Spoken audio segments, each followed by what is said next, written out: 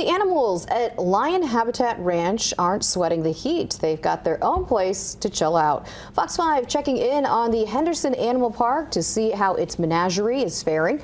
It turns out most of them have their own swamp coolers in their enclosures. The giraffes have fans too, not that they always want that cool air. Since most of the animals originate from the desert or jungle environments, hot weather doesn't really bother them.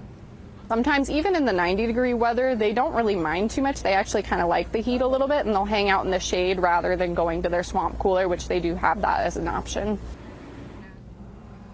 And the lions in particular really seem to enjoy those swamp coolers. When the seasons change and it gets colder, the park switches to a completely different care protocol.